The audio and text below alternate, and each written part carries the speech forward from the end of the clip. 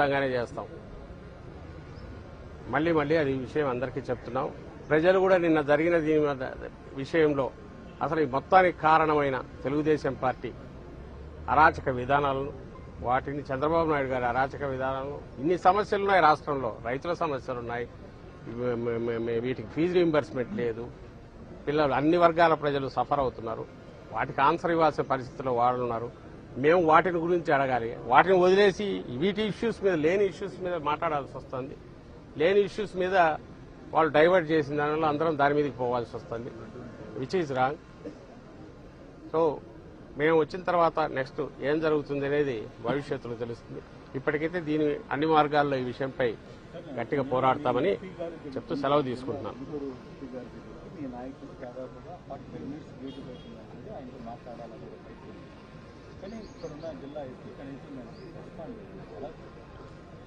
అదే నేను అంటున్నాను, కౌన్సిల్లో ప్రతిపక్ష నాయకుడు, మా పార్లమెంటరీ నాయకుడు డీజీపీ గారి దగ్గర నుంచి అందరూ ఫోన్లో ట్రై చేస్తే దొరకలేదు. 9 గంటల నుంచి తర్వాత మా ఇక్కడ ఉన్న నాయకులు, కాన్స్టిట్యున్సీ ఇన్ఛార్జెస్, మాజీ ఎమ్మెల్యేలు, సీనియర్ నాయకులు అందరూ ఎస్పీ గారి కోసం ట్రై చేశారు. అందులో మాజీ హోంమంత్రి గారు, ఫార్మర్ హోంమంత్రి సుచరిత గారు, ఆమె ఉన్నారు, ఒక మహిళ మాజీ హోంమంత్రి. వెళ్లి గేటు బయట వెయిట్ చేయాల్సి రావడం అంతకంటే ఘోరం ఏముండదు. అది నిజంగా ఆశ్చర్యం వేస్తుంది. గేటు బయట వెయిట్ చేసి 40 నిమిషాల పాటు ఆఖరుకు ఆయన దయతో, సరే నేను కాదు అడిషనల్ ఎస్పీని కలవండి అంటే ఈ పైరవీకారులాగా పోవాల్సిన పరిస్థితి ఓ ప్రతిపక్ష పార్టీకి, ప్రతిపక్ష నాయకులు పట్టించినారంటే మా సంయమనాన్ని, మా నిగ్రహాన్ని ఎంతవరకు టెస్ట్ చేయాల్సింటున్నారో అర్థం కావట్లా. అంటే ఏం చూపాలనుకుంటున్నారు? నిన్న ఈవినింగ్ కంట్రోల్ చేయలేరా పోలీసు అనుకుంటే, మాబ్ వస్తే 10 నిమిషాల్లో క్లియర్ చేయలేరా? అలాంటిది 5 గంటల పాటు నడవనిచ్చి తరువాత అంబటి రాంబాబు గారిని అక్రమంగా అరెస్ట్ అనే రూపంలో తీసుకెళ్లి, అరెస్ట్ ఊరిని వాళ్ళని చేయాలా, ఈయనని తీసుకెళ్లి ఆ తర్వాత కూడా మళ్ళీ గంటన్నర పాటు వాళ్ళు పెట్రోల్ బాటిల్ వేసి ఇంకోటి తగలబెడతా అంటే దిక్కు ముక్కు లేదు. అసలు అసలు నిజంగానే ఒక సివిలైజ్డ్ కాదు. ఏమాత్రం ఒక సమాజం మామూలు ఒక స్ట్రక్చర్డ్ సమాజంలో ఉన్నామా లేమా అనేది వచ్చింది. అరాచకంలో ఉన్నామా, అరాచకమే రాజ్యం వెళ్తుందా అనిపించేది కనపడింది. అయితే ఆర్గనైజ్డ్ అరాచకం, అది డేంజర్. అరాచకం అంటే ఏదో ఎవడో వచ్చేసి పిచ్చి కుక్కల్లాగా మీదకి వస్తే వాళ్ళని కాల్ చేయొచ్చు, చంపొచ్చు, తన్నొచ్చు, ఏదో ఒకటి చేయొచ్చు. కానీ అది కోఆర్డినేటెడ్ ఆర్గనైజ్డ్, దానికి అధికారం మదం, అధికార బలం ఉపయోగించుకొని రావడం అనేది ఇక్కడ ఘోరం. అది నిన్న మొత్తం కనపడింది. ఇచ్చాడు పృథ్వీరాజ్. మళ్ళీ చెప్తున్నా, ఆయన అదే అంటాడు చట్టబద్ధంగా, మేము చట్టబద్ధంగా అంటాం. నేను చట్టబద్ధంగా అంటే మేము ఉన్న టైంలో కేసులు ఏదైనా చూడండి, ఇంక్లూడింగ్ చంద్రబాబు నాయుడుని అరెస్ట్ చేసి ఈ రోజుకు మా నాయకుడిని అరెస్ట్ చేశారంటున్నారు. అది కేసు నిజం ఉందని నిన్న ఈడీ మళ్ళీ ప్రూవ్ అయింది. ఎక్కడ కూడా తప్పుడు కేసు కొత్తగా పెట్టి ఒకేసారి 2-3 కేసులు ఎక్కడి నుంచి ఆకాశం నుంచి ఊడిపడి అరెస్టులు చేసేవైతే మా దగ్గర లేవు. ప్రతి కేసుకు సాలిడ్ ఎవిడెన్స్ తో ఉంటేనే చేస్తూ వచ్చాం.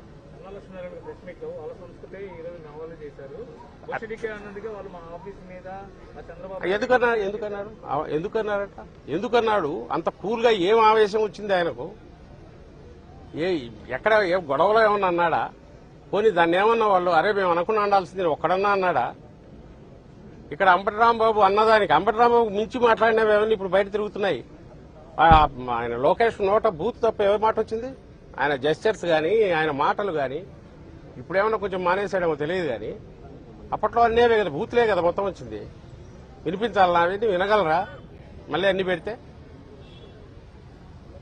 ఆ రోజు జరిగిందేని టీడీపీ ఆఫీస్కి పోయింది ఎందుకనేది కూడా నేను చెప్తున్నాను. ఈ రోజు నిన్న జరిగిండేది ఇది ప్రీమెడిటేటెడ్ గా ఇన్ని 5 గంటల పాటు జరగడం అంటే అది పోలీస్ ఫెయిల్యూర్ సూచించదా? పోలీస్ లేరా, ఉండి చూస్తున్నట్టున్నారా? సడన్ జరిగిందంటే మాకు తెలియదు అనుకోవడానికి అర్థం ఉంటుంది. సో వాళ్ళు ఎన్ని చెప్పినా జనం గమనిస్తున్నారు. వాళ్ళు ఎన్ని చెప్పినా రేపు ఆ చట్టం ముందు నిలబెట్టడానికి అవసరమైన ఆధారాలు ఉన్నాయి, వాళ్ళు తీసుకెళ్తారు. అప్పట్లో కూడా కోతవేటు దూరంలో డీజీపీ ఆఫీస్ మీద ఉన్నట్టే టీడీపీ ఆఫీస్ మీద దాడి జరిగింది. అవును, అందుకే కదా అరగంట జరిగింది. అక్కడ అరగంటలో పోయినారు వాళ్ళు. ఎవరు పోయారు? నాయకులు ఎవరు లేరు అక్కడ ఎవరు రాలా. అక్కడ ఆవేశం రాకుండా ఉంటే వాడు మనిషి కాదు నాకు తెలిసి. మన ఇంట్లో ఎవరినైనా లేదా మన నాయకులనైనా ఎందుకు తిడుతున్నాడో తెలియకుండా ఏదైనా కారణం ఎవరినన్నా అనింటే మా వాళ్ళని తిడతావని వాళ్ళ అవతల తిడితే అర్థం ఉంటుంది. 10 సార్లు రిపీటెడ్గా ప్రెస్ కాన్ఫరెన్స్ లో తిట్టాడంటే ఓ బూత్ మాట, దాన్ని మళ్ళీ రిపీట్ చేయాలనే ఇబ్బంది అయ్యేది. అయినా దానికి కోపం రాదంటే, కోపం ఎక్కువ రాలేదు కాబట్టి ఎక్కడ చూస్తే అక్కడ ఇది రాలేదు. అక్కడికి వినారు ఎవరు, వాళ్ళకి ఎవరు పర్మిషన్ ఇవ్వలే, ఎవరు వాళ్ళని పొమ్మని చెప్పలేదు. ఆవేశం వచ్చింది, ఎవరో వెళ్లారు, వెళ్ళిన దానికి కేసులు ఉన్నాయి, తర్వాత నడుస్తుంది. That's a different issue. కానీ ఇక్కడ 5-6 గంటల పాటు 7 గంటల పాటు సిటీ మధ్యలో ఇక్కడ అందరి సమక్షంలో పోలీసుల సమక్షంలో వాళ్ళు ప్రేక్షకులుగా ఇంత జరగడం అనే దాని గురించే నేను అడుగుతున్నా.